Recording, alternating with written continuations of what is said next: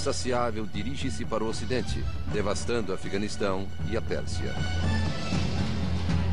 Cavalgando nesses ventos cruéis vão hordas implacáveis, desenhando impiedosamente um império que não conhecerá igual na história da humanidade. Com o tempo, ele se alastrará por mais de 6.500 quilômetros, desde as praias do Pacífico até as margens do Danúbio, na Europa Central. Do remoto interior da Mongólia, surgem guerreiros cruéis e de grande eficiência, unidos sob um líder que os inflama a desafiar o mundo. Sua ascensão ao poder entre as tribos da Ásia Central influenciaria a história para sempre, forjando alianças, definindo fronteiras, criando novos mapas. Porém, até que suas visões tivessem se realizado, milhões morreriam em seu caminho. Conhecido por muitos nomes, louco e gênio, guerreiro sanguinário e político brilhante, arquiteto de nações e destruidor de civilizações, ele era tudo isso. Seu nome, Gengis Khan. Gengis Khan, terror e conquista.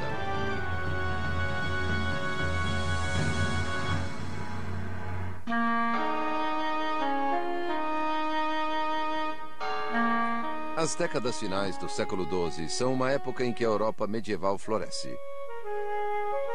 Do outro lado do mundo, a civilização chinesa alcançou seu auge. Encravada em algum ponto entre esses dois extremos, encontra-se uma região inóspita de desertos, florestas e planícies. São as estepes lendárias da Ásia Central, hoje conhecidas como Mongólia. Mas em tempos remotos, os chineses referiam-se a ela simplesmente como o Sertão Bárbaro. Era habitada por tribos de nômades guerreiros, tártaros, mongóis, merquites e naimans. Para evitar que atacassem as povoações chinesas, uma grande muralha foi levantada na fronteira setentrional da China. Construída há quase 2.300 anos, é um monumento à resistência e ao poder chineses. No século XIII, porém, uma nova ameaça se ergue do continente. Veio na forma de um só homem. Um homem cujo nome trovejou até nós através das páginas da história. Ele era Gengis Khan. Mas esta célebre figura, que viria a se tornar um dos maiores e talvez mais infames governantes militares da história, teve origem humilde. Nasceu em algum lugar das estepes por volta do ano 1165.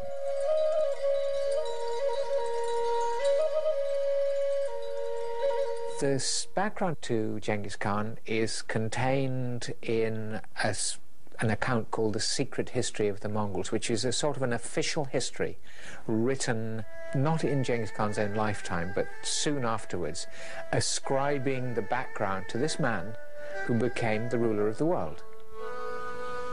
It said he was born with a clot of blood in his hand, the infant, and this was a good sign. This was an omen that he would be a great warlord. A vida de Gengis Khan foi controversa. Alguns o viam como um herói conquistador, outros como um tirano.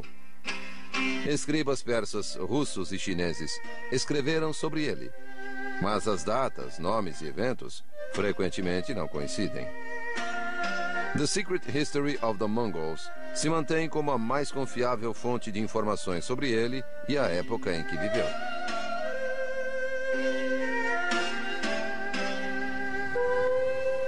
O mundo em que o jovem Khan nasceu não poderia ser mais sombrio nem mais difícil. 12th century Mongolia was actually a rather grim place to be brought up. The Mongols themselves were broken into a number of clans, families, tribes, and at that particular point in time, they did not have a common head, a chief. Feuds among families were very common, and life was extremely uncertain. There was an enormous amount of space but yet the environment was so harsh that there was actually no room for clemency of any sort. The weakest died. If the climate didn't get you, your neighbors would. A resistência se verificava nos números, e um homem podia ter tantas mulheres quantas pudesse sustentar. O pai de Gengis Khan tinha duas. Mantendo os agressivos costumes dos mongóis, ele raptara sua esposa Hoelun, mãe de Gengis, de seu marido anterior em outra tribo. O menino Gengis cresceu com 3 irmãos, uma irmã e 2 meio-irmãos, filhos da segunda esposa de seu pai.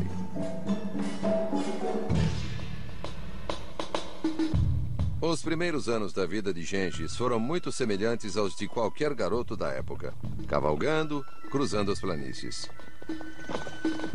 Os nômades moravam em suas tendas de feltro e mudavam-se constantemente de um lugar para outro. Quando o pasto era consumido, eles simplesmente arrumavam as coisas e partiam em busca de novas pastagens. Como garoto, Gengis teve uma infância sem fatos marcantes. Era corajoso e temerário. Disse que a única coisa que temia eram cães. Seus latidos o assustavam. Profundamente introspectivo, ele passava grande parte do tempo só. He was quite a loner. He was somebody who kept his own counsel. And I think this made him different. He was not a person who consulted others. He took his own decisions. He had a sense of his own destiny, without any question about that at all. Como era costume, logo chegaria o tempo de escolher uma garota para casá-la com Gengis, quando fosse adulto.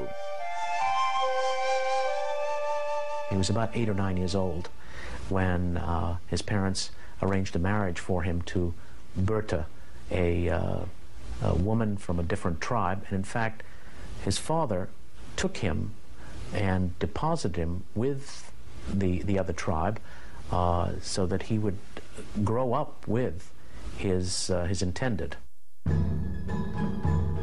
O pai de Gengis então iniciou a viagem de volta para seu próprio acampamento. No caminho, o destino intercedeu. Ele encontrou um grupo de caçadores tártaros em expedição de caça. Eles lhe oferecem comida e bebida, mas sem que ele soubesse, foi envenenado. 3 dias mais tarde, ele chega tropeçando em sua tenda e desaba nos braços da esposa Hoelun, mortalmente enfermo. Imediatamente mandam chamar Gengis, mas é tarde demais. Seu pai morrera. Com o marido morto, o resto do clã deserta Hoelun, abandonando-a para defender a família sozinha. According to the legend, Hoelun really was the influence in Genghis Khan's life, which was that he should stand up for himself, but that cooperation was the key to success. And there's a famous story that she took an arrow and broke an arrow in front of the children and said, "You see, this arrow break," and then took a bunch of arrows and handed them to the children and said, "Try and snap the bunch of arrows." And of course they couldn't, and she said, "Well, that is when you hold together as a group, you'll be that much stronger." Gengis aprecia o significado da lição, mas há atritos dentro da própria família. Os muitos deveres de Hoelun incluíam cuidar das 2 crianças filhas da segunda esposa de seu marido, que também a desertara. Como meio-irmãos de seus próprios filhos, eles começam a se tornar motivo de desavenças. Um dia, Gengis apanha um peixe e um dos meio-irmãos o rouba dele. Sem hesitar, Gengis lança uma flecha e mata o garoto friamente. They just used him as target practice. It was a deliberate ambush. The moral of that story is you did not cross Genghis Khan, even when he was very young. He was totally ruthless. Tinha só 13 anos. Aquele que seria conhecido como o Grande Khan já era um assassino. Mas isto foi apenas o começo. Um sinal profético do que viria.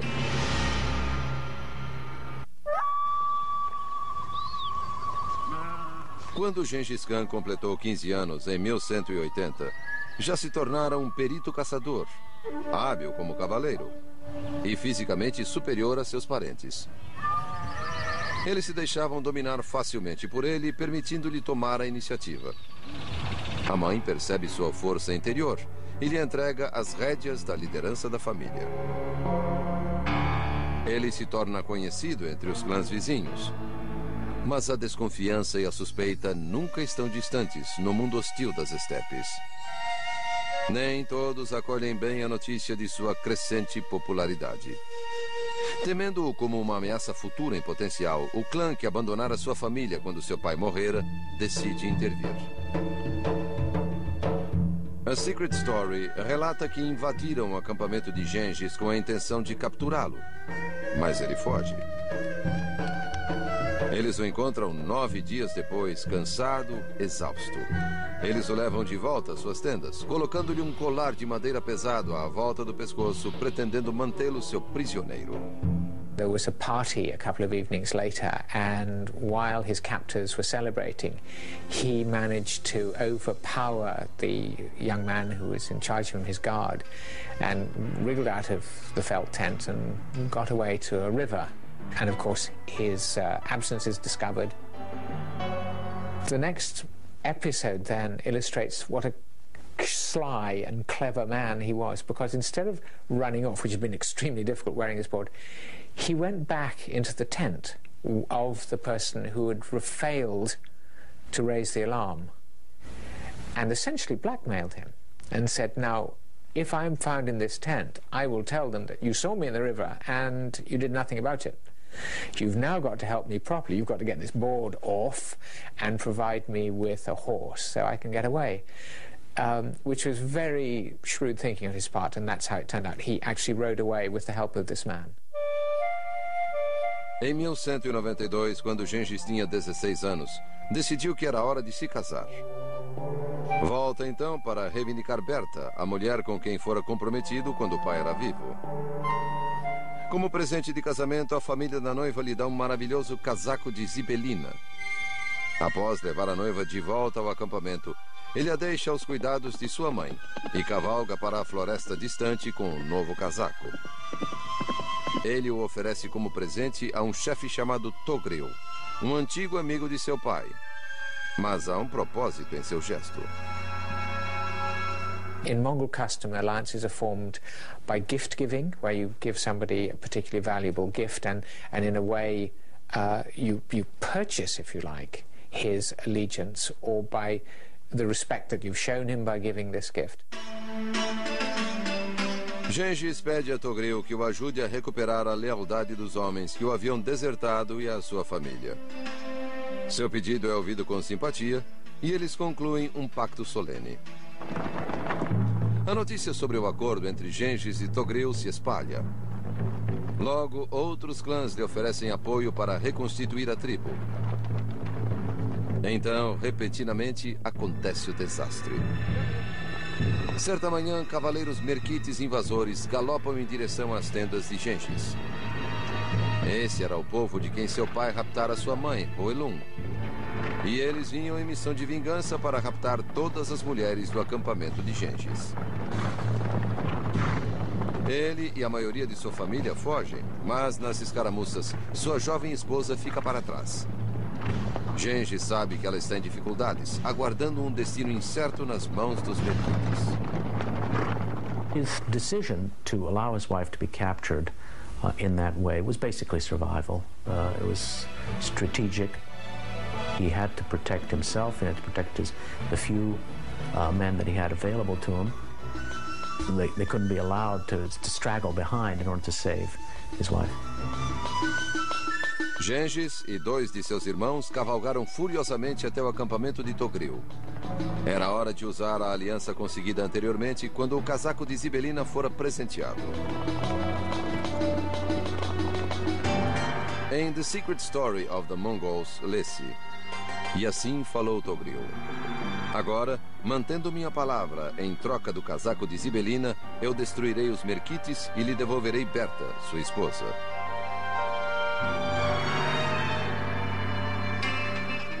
Togril também recruta a ajuda de Jamuka, um antigo amigo de infância de Gengis, agora chefe de outro clã vizinho.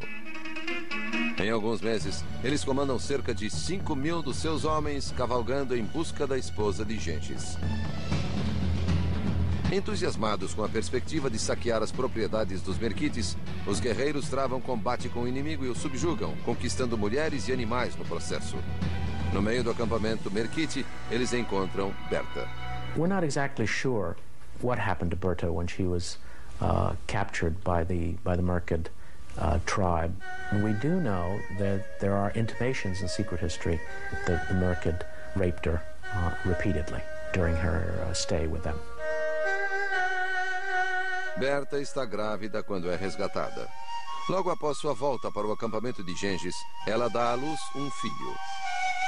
Nos anos seguintes, nunca se saberá ao certo de quem era o filho, se dos captores Merkites ou se de Gengis.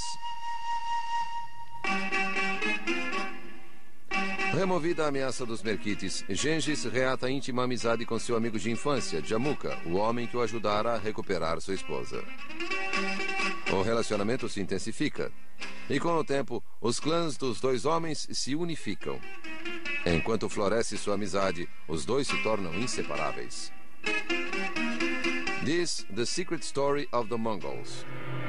Gengis e Jamuka se declaram irmãos de sangue e juram amar um ao outro.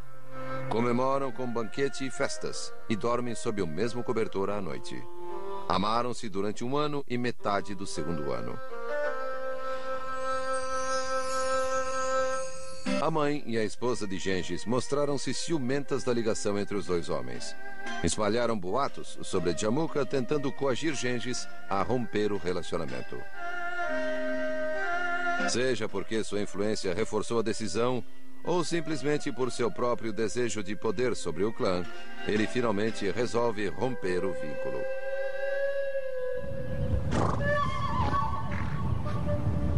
Foi no início do verão de 1185. Os dois homens conduzem seu povo para novas pastagens. Jamuka quer acampar num vale fértil.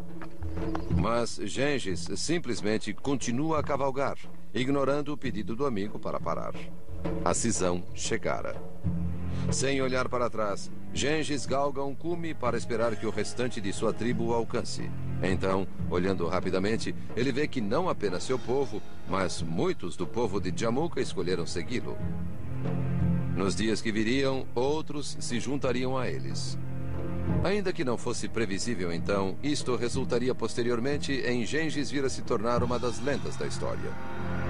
I don't think Genghis had a plan for world conquest or even becoming the greatest leader among the Mongols. It was one event leading to another, based initially on their survival when his father died.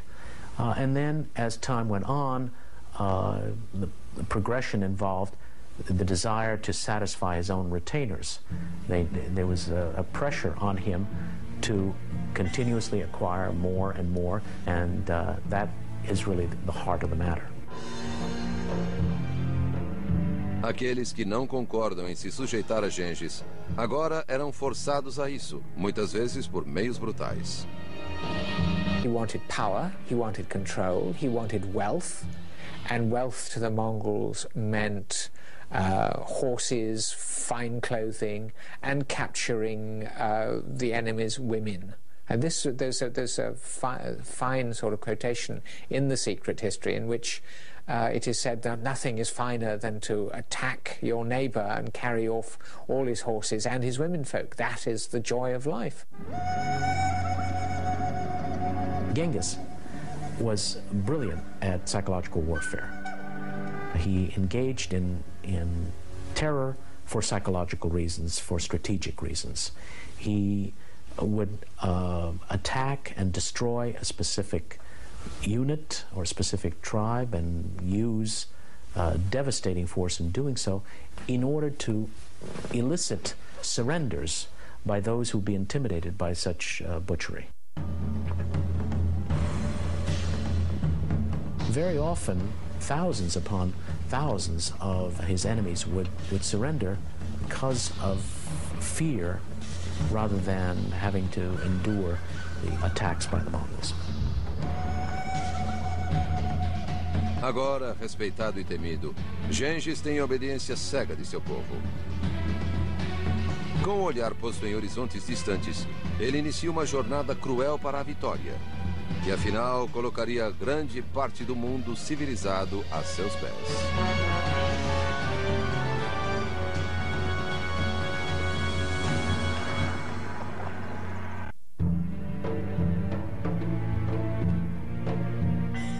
É o ano 1187. Gengis Khan acha-se no firme comando de seu povo. Mas ele anseia unir todas as tribos independentes, inclusive as que vivem em paragens distantes da Mongólia. Há algumas que ainda não se uniram à sua aliança. Uma delas é a de seu antigo amigo, hoje inimigo, Jamuka. Após a cisão, os dois homens nunca mais refizeram seu relacionamento. Jamuka e seus seguidores mantêm uma distância segura, mas nunca estão muito longe. O povo nos dois acampamentos mantém uma paz aparente. Mas sempre há tensão entre eles, principalmente com relação às pastagens. Um dia, uma briga dá ensejo a uma luta geral. Um homem do acampamento de Gengis vai até as tendas de Jamuka e mata seu irmão.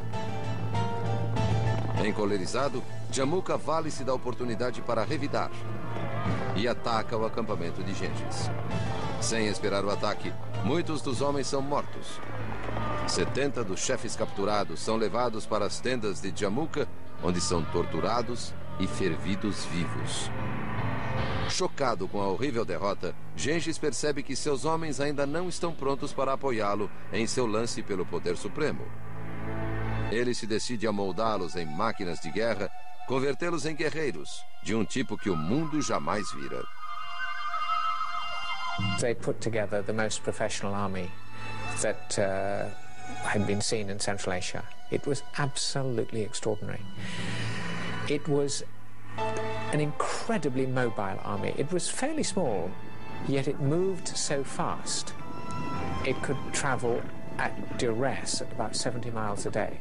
Bear in mind, in the Second World War, an army was very pleased to go 11 miles a day with tanks and motorized vehicles. The Mongols could go up to 70 miles a day, and at a push, their flying units would go 120 miles in a day.